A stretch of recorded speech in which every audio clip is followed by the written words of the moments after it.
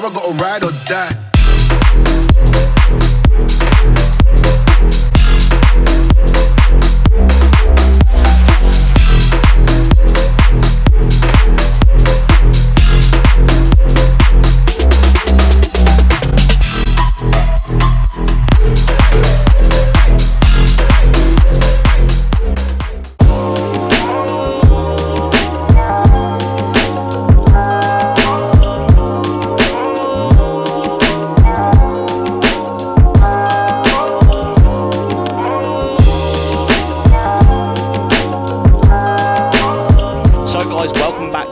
Today we have this car behind me, which I believe to be one of the best budget economy based cars you can buy on the second-hand market right now. It is of course the 335 E92 BMW, and what we're going to do is start with a walk round. Now this one is a 2006 model with the 3-litre twin turbocharged diesel engine up front. That is mated to a 6-speed automatic gearbox, and I believe this to be one of the best cars, budget cars especially, you can buy on the market right now. Fantastic looks with power and for a mega budget price. So what we'll do is we'll start with a walk round, and I do like this generation BMW. If it was me, I probably would go for the M Sport. You will be, you know, charged a lot more for an M Sport model. This, although looks fantastic, I probably would go for the M Sport if I was looking to buy one, but it does mean that this in effect would be cheaper because it doesn't have the M Sport bits on it. So coming up front we have grills and just the average BMW stuff from the E92 generation.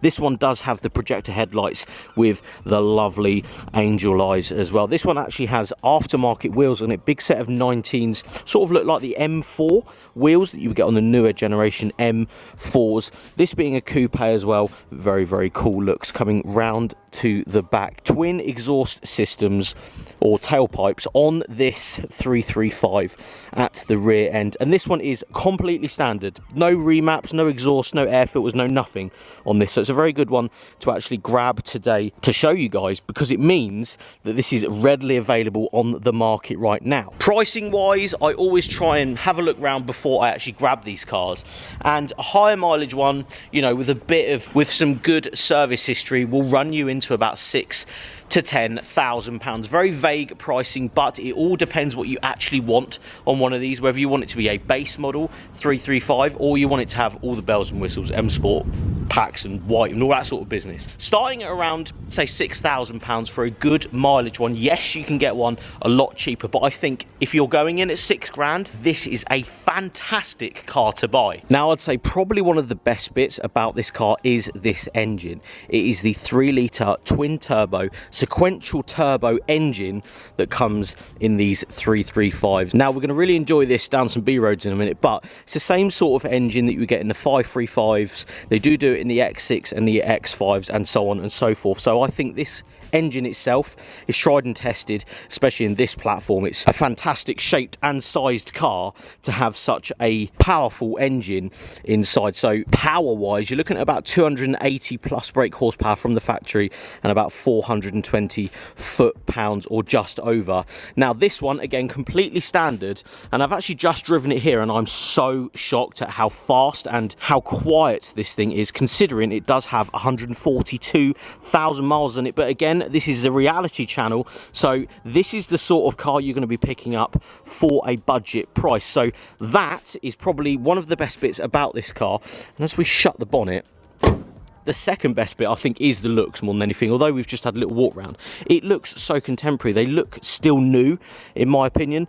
BMW, yes, they've extended their grills and all this sort of stuff, but I don't think they've aged that badly. Even in the interior, I do think, although I used to, you know, own a BMW X6, so I've enjoyed this sort of interior, especially this colour. This was, I think, the exact colour interior I actually had on my X6 as well, so it does bring back memories. But I do think the interior is still relatively contemporary. I don't think this is an old car though, but people do think 2006 cars are relatively old. The dash and stuff still looks very new. It does have the iDrive up there, again something you definitely need in these E92s.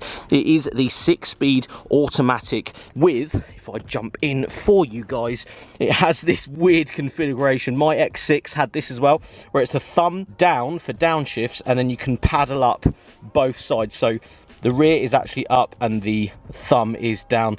Interesting thing, think you can actually change the steering wheels and rewire them to actually have a down this side and up that side, but that's up to you guys whether you want to do that. This one does have heated seats as well, climate control. It is very nice in here though. It's not too coupe, so you could get people in the back. There is more than enough room for people, and pièce de résistance for these BMWs. Fantastic cup holders. Look at this.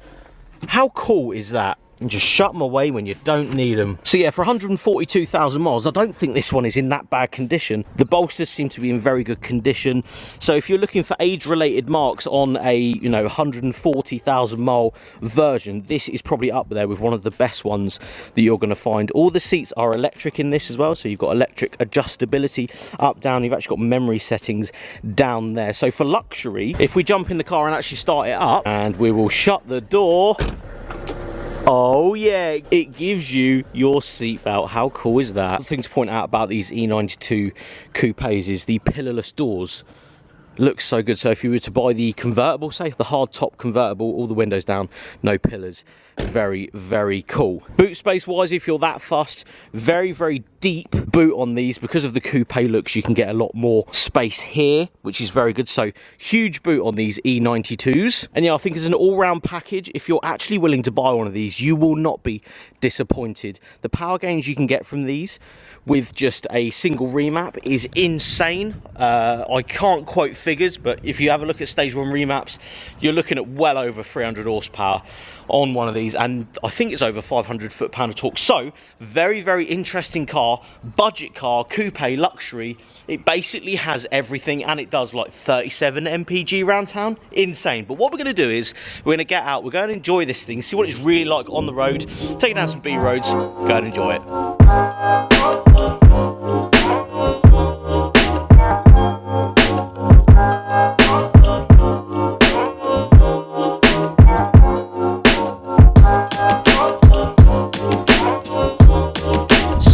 Jumping in the 335D, what's it actually like to drive one of these?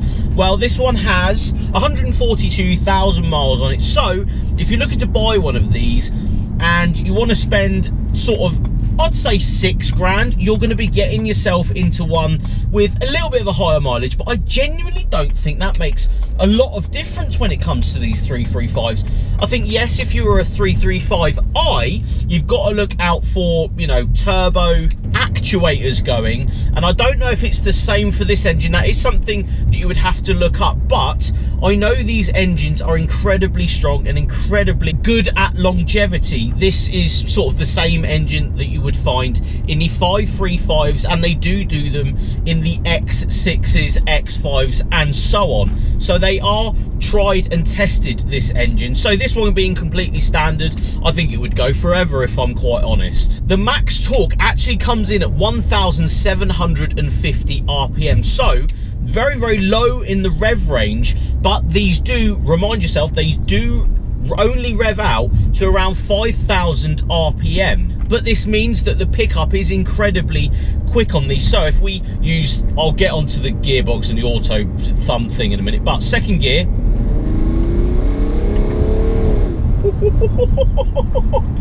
yeah, you could definitely feel the torque figure coming in pretty much instantly. There's no wait for boost or anything like that. I think the sequential turbos that these engines have are very, very fast. Obviously, as you can tell, 1700 RPM for a max torque figure is incredibly low in the rev range. This means that they're incredibly enjoyable. I don't think you need to rev the nuts out of it, if I'm quite honest, to actually get this thing anywhere. You would be a bit silly to rev it. I think you want to short shift and go through the gears to actually enjoy this thing. So let's tip it over into a manual mode. I will go through the gearbox now and point out a few things. The gearbox is in these, cool, considering this is standard, it's actually pretty quick for what it is. I am very, very impressed. Anyway, the gearbox, it is all right, it is good, it is, you know, not supposed to be a race car gearbox. The bit I don't really understand, and I do have a bit of experience with this sort of gearbox setup, because it's sort of the same gearbox, or at least the paddles and the shifter and everything, as my BMW X6, if you guys remember. That was the 3-litre diesel single turbo, though. It wasn't the twin turbocharged 3-litre, which is what that car needed in my opinion. But that engine in this little thing is incredible. And to me, I love M3s and I love the idea of it. It is the best thing ever. But if you want a daily commuter, you have, say, under 10 grand to play with, you would be silly not to go and have a look at one of these. And if you wanted to modify it, we'll go down with the thumb paddles there. If you did want to modify it, you will get so much out of the other end.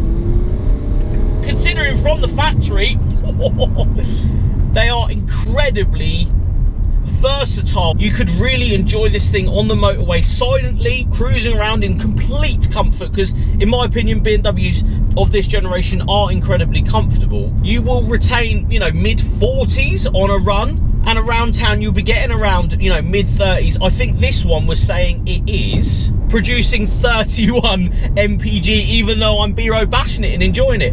It is fantastic, this car. It is the bargain daily driver fun car that you could have if you're worried about fuel costs, if you're worried about comfort, if you're worried about depreciation. This car has all of those ticked. It is depreciated enough. Say you get a 2006 2007 model, it is, or at least has, depreciated so much.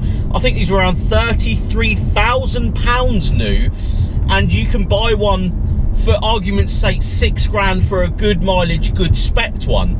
That is the bargain of the century. If you want a coupe that is good to drive, comfortable, can do long journeys, can do the daily driving, can get people in the back, everything you want in the boot, this, in my opinion, cannot be beaten on price. It is the best budget luxury economy car you can buy. Anyway guys, thank you so much for watching. If you did like this video, please give it a thumbs up below. Tell me your thoughts on the 335D E92. I want to know if you own one, if you're willing to buy one, what mods you would do to this, or if you had £6,000 to £10,000 to spend on a car just like this, what would you go and buy? Anyway guys, thank you so much for watching, and I'll see you on the next one.